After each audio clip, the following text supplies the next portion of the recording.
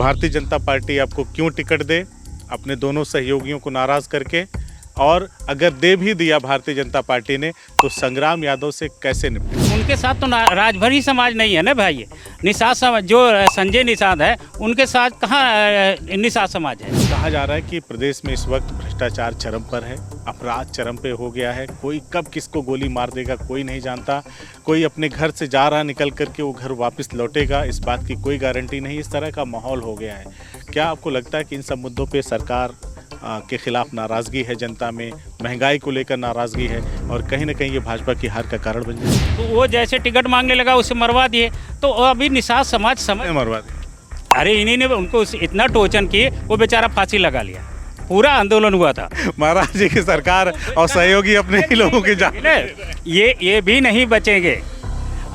अगर सिद्ध होगा तो ये भी नहीं बचेंगे, चाहे इनका बेटा आयर हो चाहे ये हो। एक तरफ संजय निषाद कह रहे हैं कि हमारे प्रशांत लड़ेंगे, वही भावी उम्मीदवार रहेंगे। अगर ऊपर से कोई इशारा नहीं होता है अमित शाह जी की तरफ से, आप भी दम बांध रहे हैं, तो मामला कैसे सलटेगा? तो वो तो ये कह रहे हैं कि 10 सीटों पे 8 पे भाजपा लड़ेगी, 2 पे हम लड़ेंगे, लेकिन हम माहौल 10 सीटों पे बनाए हैं, 9 सीट जीतने का दावा करते हैं। तो बाकी 7 तो आपको मिल ही रही है ना, तो आप उस पर जीतिए। जहां भाजपा का खाता नहीं खुल रहा है वहां पे 9 सीट जीतने की बात राजभर जी दावा कर रहे हैं, तो आप उनको साथ दीजिए। उनका आपने सही कहा कि उन्होंने जो अतरौलिया डाक बंगले को अपनी छावनी बना लिया है, ये बात सही है। लेकिन उन्हीं का एक कार्यकर्ता, एक महिला कार्यकर्ता बीच में ये कही थी कि यहाँ सनम खाना खुला है, और बीच में ये भी सुनने का आया कि वहाँ बोतल मिलती है। जिस दिन उन्होंने यहाँ पे एक रैली किया था एरोला में, बड़ी रैली किया था, उसी दिन जो आजमगढ़ के प्रभारी मंत्री थे अनिल राजभर, उन्होंने भी रैली किया ताकि राजभर के प्रभाव को कम किया जा सके। तो ये एनडीए में एक ऐसी लड़ाई चली। हारा तो नहीं था चुनाव, बहुत मामूली अंतर से 1700, मात्र 1700 के अंतर से हम लोग चुनाव पीछे रह गए, वो भी किसी टेक्निकल कारण से। यहीं पे बवाल आपने राम सूरज जी का नाम ले लिया और राजभर जी कहते हैं कि ये हमारी देन है, और इसकी घोषणा बाकायदा मुख्यमंत्री के ऑफिस से हुई थी ट्विटर पे, जिसमें कहा गया था कि हमारी पार्टी के नेता भी उसमें हैं। ऐसा नहीं कहा था कि नहीं है, लेकिन विशेष रूप से उन्होंने ओम प्रकाश राजभर का धन्यवाद दिया था।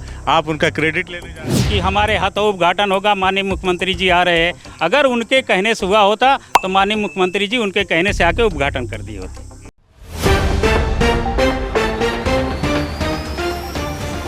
हमारे साथ कन्हैया निषाद हैं जो भारतीय जनता पार्टी के नेता हैं और 2017 से आजमगढ़ ज़िले के अतरौलिया विधानसभा सीट से अपना मुकद्दर आजमा चुके हैं।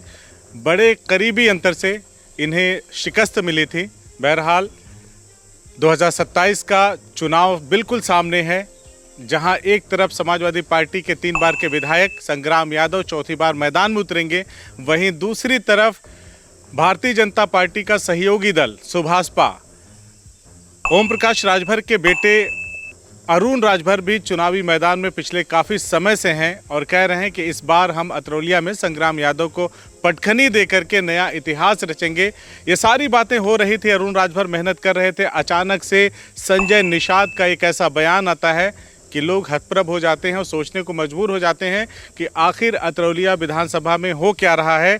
संग्राम यादव से चुनावी समर लड़ने के बजाय संजय निषाद ओम प्रकाश राजभर और उनके बेटे से क्यों लड़ रहे हैं, ये बातें हो ही रही थी कि अचानक से एक और बयान आता है कन्हैया निषाद का, और कहते हैं कि मैंने तो लगभग संग्राम यादव को हरा ही दिया था। इस बार 2017 की कसक को पूरी करते हुए 2027 में हराऊंगा और भाजपा की तरफ से मैं चुनाव लड़ूंगा, क्योंकि मेरा प्रदर्शन ऐसा था जो प्रशांत सिंह नहीं कर पाए थे 22 के चुनाव में, जो मैंने 17 में किया था। तो कन्हैया निषाद हमारे सामने मौजूद हैं, इससे बातचीत करेंगे, जानने समझने का प्रयास करेंगे कि आखिर चल क्या रहा है अतरौलिया विधानसभा में। बहुत बहुत स्वागत है आपका। बहुत बहुत धन्यवाद। 2017 में आपने चुनाव लड़ा और बड़े तरीके से चुनाव लड़ा, करीबी मामला रहा, तो किस तरह से वो चुनाव लड़ा था आपने, फिर वर्तमान में लौटते हैं? 2017 में जब मुझे भारतीय जनता पार्टी ने टिकट देके अतरौलिया में भेजा, तो मैं यहाँ के जनता का मैं आभार व्यक्त करूँगा, और यहाँ भारतीय जनता पार्टी के कार्यकर्ता का भी, जो कि बहुत कम समय मुझे मिला था। हम लोगों ने 25 से 26 दिन के अंदर में चुनाव लड़ा। इसके बावजूद भी जो जनता ने आगे बढ़ के चुनाव लड़ रहे थे, इसलिए जो है मुझे पहली बार अतरौलिया के अंदर 72 से 74 हज़ार तक वोट गया। पूरे आजमगढ़ में नहीं, कई जिला में अगर देखेंगे आप तो सबसे ज़्यादा वोट पा के मैं हारा हूँ। हारा तो नहीं था चुनाव, बहुत मामूली अंतर से 1700, मात्र 1700 के अंतर से हम लोग चुनाव पीछे रह गए, वो भी किसी टेक्निकल कारण से। ये कह सकते हैं कि उस समय शासन प्रशासन ने जो सपा का सरकार रहते हुए वो जीतने नहीं दिए, किसी तरह से उनको जिताया गया। आपकी तो पूरी पार्टी ही जीत गई, आप ही रह गए। अरे ठीक है, आरोप नहीं लगा सकते, अगर ऐसा होता तो पूरी भारतीय जनता पार्टी प्रचंड बहुमत में नहीं आती। नहीं, बाकी जगह के मैं नहीं कहूँगा, मैं आजमगढ़ की बात कर रहा हूँ ना। आजमगढ़ उस समय सपा का शासन था, और आजमगढ़ में आप तो पता होगा, आप तो जानते हैं बहुत अच्छी तरह से कि ये जो माननीय मंत्री जी जो है, ये पूर्वांचल के मुख्यमंत्री माने जाते हैं, बलराम यादव जी। तो उनसे हम लोगों ने चुनाव लड़ा था। हम फिर भी उनको चुनाव हरा ले गए थे, इसलिए भाई उन ताकत के वजह से ये बहुत ताकतवर थे, इसलिए शासन ने उनका सहयोग करके उनको बेटे को चुनाव जिताया। जी, आप महाराष्ट्र प्रदेश में व्यापारी, मतलब अच्छा खासा व्यापार था, अचानक से आपको आजमगढ़ जिले के अतरौलिया विधानसभा में लाया जाता है। उस वक्त आप बातचीत करने में भी बहुत मतलब ढंग से नहीं हो पा रही थी, लेकिन अब मैं देख रहा हूँ आप एकदम धड़ल्ले से बोले जा रहे हैं। तो ये फ़र्क आया है पिछले 10 सालों में यहाँ रहने के?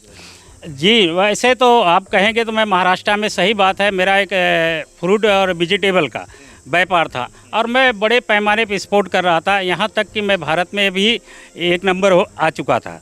तो इस तरीक़े से मुझे अरुण जेटली जी, जो बीजेपी का, भारतीय जनता पार्टी के जो बड़े नेता है, तो उस समय ने माननीय अरुण जेटली जी ने बुला के सम्मानित किया था।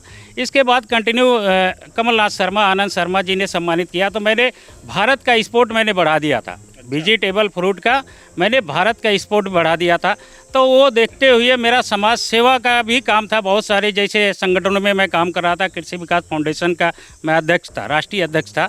तो मैं लगभग 300 मीटिंग महाराष्ट्र में किया था, तो सभी जिलों में मैंने मीटिंग किया था। तो वो देखते हुए, और भी मेरा सामाजिक कई काम था, तो वो देखते हुए मुझे कहा गया कि जो है आप आजमगढ़ से चुनाव लड़ जाइए।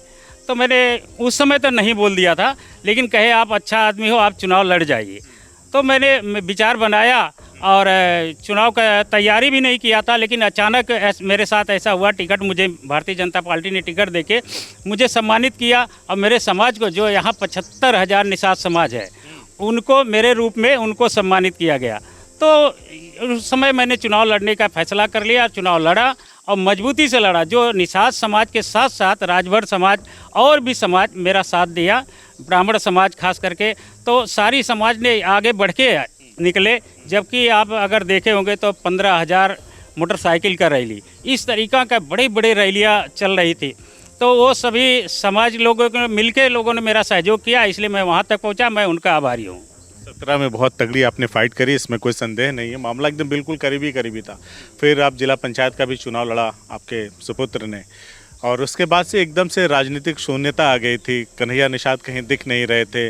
अतरौलिया का जो ज़मीन था, जो सत्ता पक्ष पूरी तरह से एकदम नदारद हो गया था, कोई नेता नहीं था। 2022 में संजय निषाद ने यहाँ से प्रशांत सिंह को चुनाव लड़वाया, और अब 2027 में आप कह रहे हैं कि नहीं, मैं फिर से चुनाव लड़ूंगा और जनता मुझे आज भी चाहती है। तो उसके पीछे कहाँ से ये आपको बात सामने आ रही, मतलब कहाँ से चीज़ें आपको हासिल हो रही, मिल रही हैं कि नहीं, जनता आप ही को चाहती है और पार्टी आप में विश्वास दोबारा जताएगी? आपने सही पूछा कि आप कह रहे थे कि आप चले गए थे। मैं कहीं नहीं गया था। मैं उसी समय ये फैसला कर लिया, अगर मैं चाहता तो दुबई में रह सकता था। वर्ल्ड का ग्लोबल सिटी है, मैं अपने सुख सुविधा के लिए मैं वहाँ रह सकता था, लेकिन मैंने वो ना चुन के, बम्बई ना चुन के, मैं अपने गांव देश को चुना। मैंने चांदनी चौक पे एक छोटा सा अपने बैठने के लिए, लोगों से मिलने के लिए एक छोटा मॉल बनाया। तो वहाँ मैं कंटिन्यू बैठता हूँ, और लोगों का कोई भी समस्या हो मैं वहाँ से सुनता हूँ।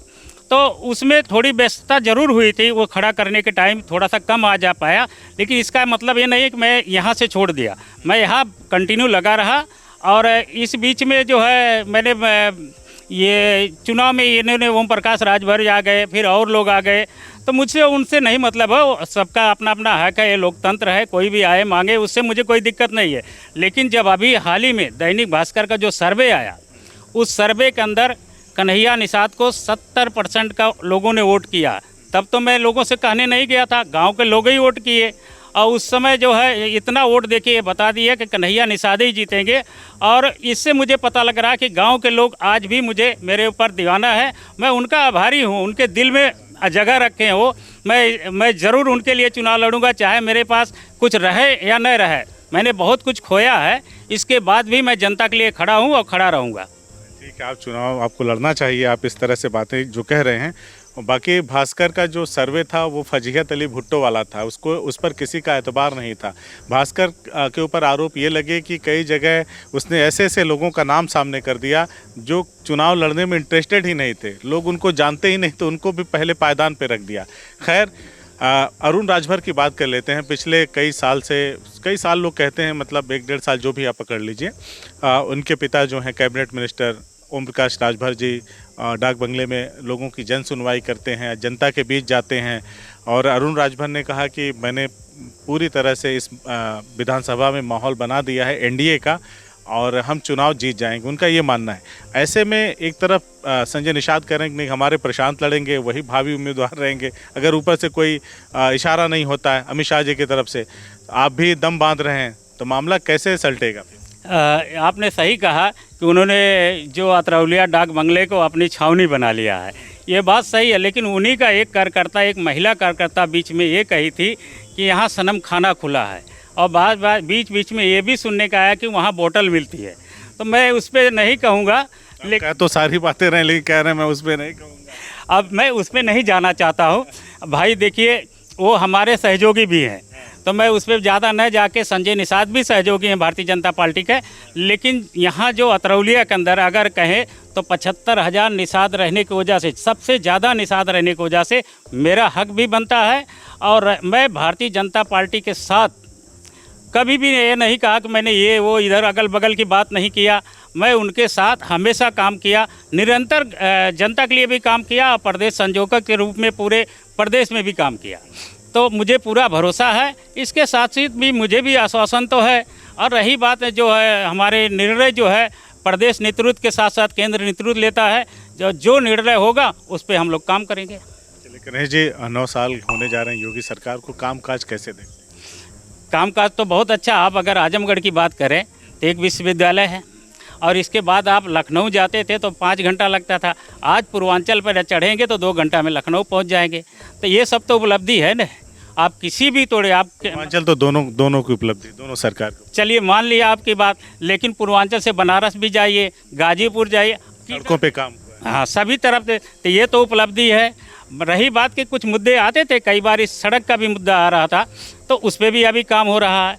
तो उसमें काम नहीं, बहुत तेज़ी से काम होएगा और ये बहुत अच्छा सड़क बनने वाला, जो लोगों का समस्या था वो दूर होगा जी। सड़कों पे काम करने वाली सरकार राजरवाला कप्तानगंज की सड़क अभी तक नहीं बनवा पाई। काम बहुत शिथिल चल रहा है। लोग कह रहे हैं कि इतना धीमा काम चल रहा है कि लग रहा है 2027 पार हो जाएगा। नहीं होगा, ये इलेक्शन से पहले वो रोड बनेगा और बेहतर बनेगा जी। मतलब इस रोड को भुनाएंगे इलेक्शन में?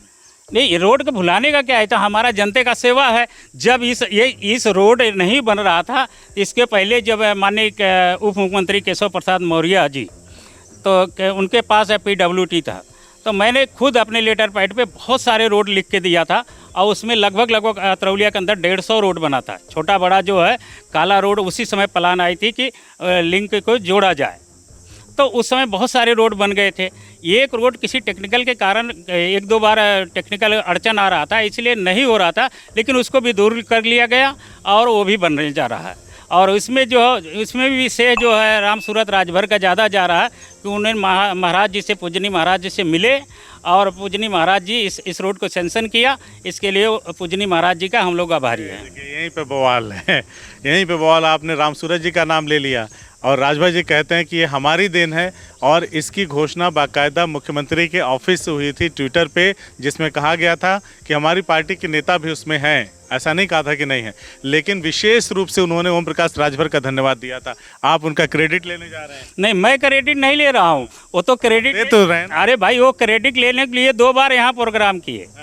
अगर ये बात सही है, आपकी बात सही है, मैं मान लेता हूँ आपकी बात सही है, लेकिन उन्होंने इसके पहले भी उनका बेटा एकदम खुला ऐलान किया, उसके 2 महीना पहले, कि हमारे हाथों उद्घाटन होगा, माननीय मुख्यमंत्री जी आ रहे हैं। अगर उनके कहने से हुआ होता तो माननीय मुख्यमंत्री जी उनके कहने से आके उद्घाटन कर दिए होते जी। तो उनका कोई क्रेडिट नहीं है। अब उनको चुनाव लड़ना है तो जो रोड बन जाएगा उस पर क्रेडिट ले लेंगे। तो कोई बात नहीं है, चुनाव में उनका टिकट मांगना उनका हक है। उधर खाने में ये चर्चा हो रही थी कि जब उन्होंने अरुण राजभर ने या ओम प्रकाश राजभर ने इस बात की घोषणा की थी कि हम मुख्यमंत्री जी को बुलाएंगे, तो सारे भाजपाई एकदम से पील पड़ गए, नहीं नहीं वहाँ नहीं जाना, हम लोगों का उनसे ठना हुआ है। राजभर समाज के विशेष तौर पे जो नेता थे कह रहे थे नहीं नहीं वहाँ नहीं जाना है।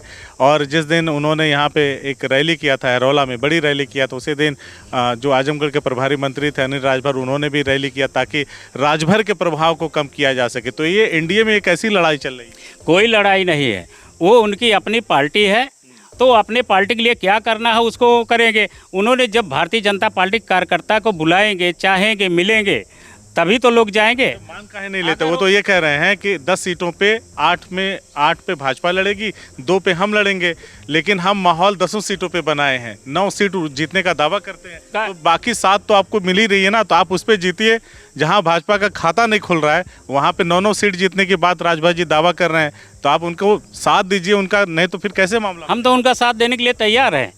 वो आ जाए, ये क्या बोले अंबारी के आगे वो दीदारगंज में, वहाँ 80 से 90 हज़ार राजभर हैं, वहाँ लड़े, हम उनके साथ पहचान करेंगे। और यहाँ नहीं करने ये नहीं, अतरौलिया में वो मांग रहे हैं, हम उनको रोक थोड़ी रहे, लेकिन उनको जाके घुसी में भी ये कहना चाहिए, घुसी को भी जिताना चाहिए, वहाँ भी मांगना चाहिए। तो घुसी में क्यों नहीं मांग रहे? वो तो उनकी सीट है। चलिए, आज आप होमवर्क करके आए तगड़ा वाला। अच्छा ये बताइए, 9 साल में आपने बताया कि यूनिवर्सिटी आजमगढ़ को मिली और पूर्वांचल एक्सप्रेसवे का काम पूरा हुआ और तमाम सड़कें बनी।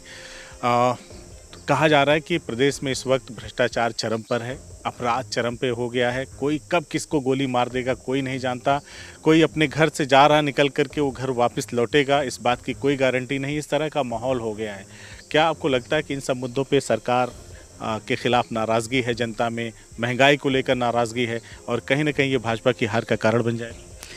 ये देखिए, ये सपा के लोग कह रहे हैं, सपा के ऐसे तो मैं भी परेशान हूँ, महंगा सपा का नहीं, महंगाई किधर महंगाई, पत्रकार तो किसी का नहीं है, अब बात नहीं है। नहीं, आपने जो अभी ये कहे कि गुंडई और एक दूसरे को गोली मारे, ये तो सपा के टाइम हो रहा था, तो सपा के लोग वैसा शासन चाह रहे हैं, इसलिए ये कह रहे हैं। गाजीपुर में रंगदारी नहीं मिला तो बिंदु होटल मालिक के बेटे को उनके होटल के गेट पे ठोक दिया, हो सकता है। हाँ, देखिए, लेकिन वो बचेगा नहीं। जौनपुर का मामला है, एक बिंद दूल्हा था, कोई बारात लेके जा रहा था, उसको मार दिया। ये पूजनी महाराज जी की सरकार है, बुलडोजर और उथुआ दोनों चलता है, अगर ऐसा कोई करेगा तो बचेगा नहीं जी, कोई नहीं बचेगा, कोई नहीं बचेगा, चाहे वो किसी जात का हो, किसी समाज का हो जी। चलिए, मेरा आखिरी सवाल आपसे, भारतीय जनता पार्टी आपको क्यों टिकट दे, अपने दोनों सहयोगियों को नाराज करके, और अगर दे भी दिया भारतीय जनता पार्टी ने तो संग्राम यादव से कैसे निपटेंगे? देखो, संग्राम यादव कोई मुद्दा ही नहीं है मेरे लिए, वो मेरे लिए कोई चुनौती नहीं है, लेकिन जब मुझे टिकट मिला था 2017 में टिकट मिला था, तो निषाद समाज एकजुट होके वोट किया बीजेपी को, तो हम लोगों ने आजमगढ़ में कई सीट पे बहुत नज़दीक पहुंचे थे। जैसे लालगंज आप देखिए 2000 से हारे थे, तो कई सीट पे हम लोग बहुत नज़दीक पहुंचे थे। एक बगल की हमारी सीट, आप अपनी बात, अरे हम अपनी भी बात उसी से जोड़ के कर रहे हैं ना, एक बगल की सीट निकली थी और 2 हमारे अम्बेडकर नगर में सटी हुई सीट निकली थी। तो इसलिए अगर मुझे टिकट मिलेगा तो आजमगढ़ में हम 5-6 सीट जीत जाएंगे। मैंने तो वही पूछा कि क्यों आपको भारतीय जनता पार्टी टिकट देगी, क्योंकि 2 आपके पार्टी के साथ ही एक निषाद समाज का बड़ा वोट बैंक, एक राजभर समाज का लेके खड़े हैं, वो नाराज हो जाएंगे अगर आपको तो कैसे ना, उनके साथ तो राजभर ही समाज नहीं है ना भाई, निषाद समाज जो संजय निषाद है उनके साथ कहाँ निषाद समाज है।